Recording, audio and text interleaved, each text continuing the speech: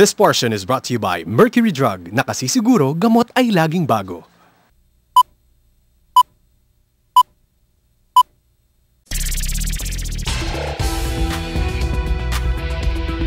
Ngayong umaga sa Halloween special ng Generation RX. Paano nga ba ginagawa ang postmortem or autopsy sa isang bangkay? Tanungin natin sa isang eksperto.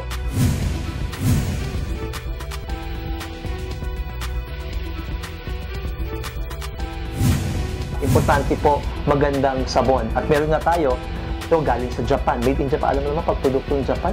Itong Metathioin soap or Met soap.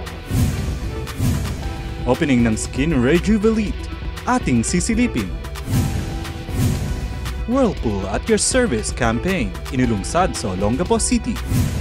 Ating tutulungan ang ating mga kabarkadang bol-anon para muli silang makabangon pagkatapos nitong malakas na pagyanig. Good morning mga kabarkada, ito ang inyong resident Dr. Cecil Katapang. At ito ang pinalakas na Generation RX, kung saan siksik ang impormasyon na magiging gabay nyo tungo sa tamang kalusugan.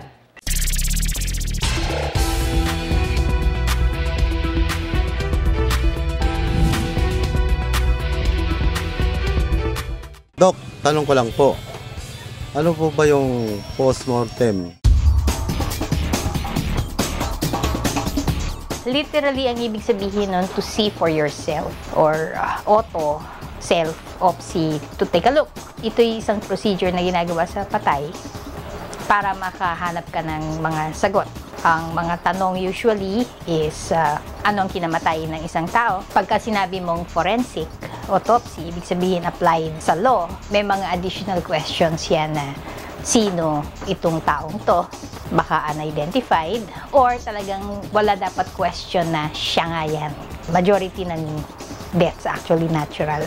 Pwede rin namang napatay ka ng ibang tao, homicide, nagpakamatay ka, or hindi sinasadya, accidental, pwedeng kagagawan mo or kagagawan ng iba, or involve yung drugs, vehicular accident. So, ang tawag namin dito ay accident. Pag forensic din, gina-consider yung katawan as evidence.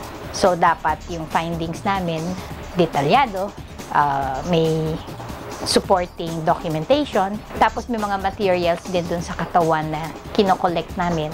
So, ideally, yung pag-examine mo ng katawan, doon nag-uumpisa kung saan siya namatay. So, mas naiintindihan na kung paano namamatay ang tao. All the more so kung violente yung nangyari, nasaksak na baril, na aksidente. Tapos nga, gusto mong malaman ano ba ang nangyari, meron bang dapat managot. You know, this is criminal justice system, may accountability. So, yun yung una, yung tinatawag na hospital autopsy. Ito yung mga taong namamatay solely due to natural causes. Nagkasakit tapos namatay. And usually, ito yung mga nasa ospital. Hindi natin alam exactly anong nangyari, gaano ka-extensive yung disease, bakit hindi gumaling, baka may issue na may hindi nakita yung, hindi na-diagnose ng tama. Ito yung hospital autopsy na kailangang may consent ng pamilya. Yung forensic, yun na nga, kasi applied siya sa legal system. Nangyayari din to sa mga pasyente sa ospital, pero mas madalas ito yung mga unidentified cases, hindi intact yung body, like maraming sugat, mangled, body parts, decomposed, sunog.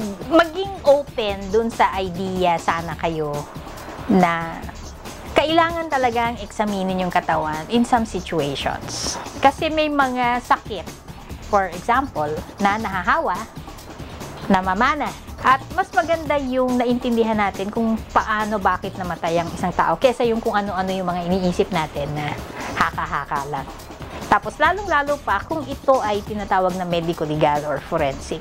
Kasi maraming mga sagot na nakukuha dito sa katawan na to. Basta maganda yung examinasyon.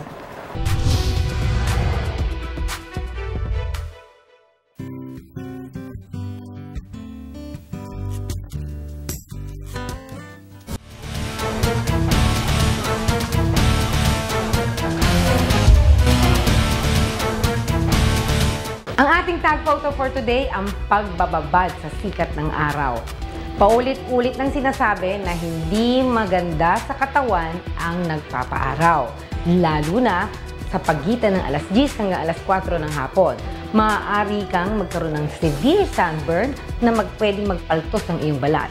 Pangalawa, skin cancer. Sana mga kabarkada, marami kayong natutunang kaalaman na magiging gabay nyo tungo sa tamang kalusugan. Thank you to Ever Bilena for my makeup, Krisha for my blouses, and my best friend Bengadon for my choker. Kami pa din po ang inyong kabarkada dito sa Generation RX. Tandaan, live healthy and travel light.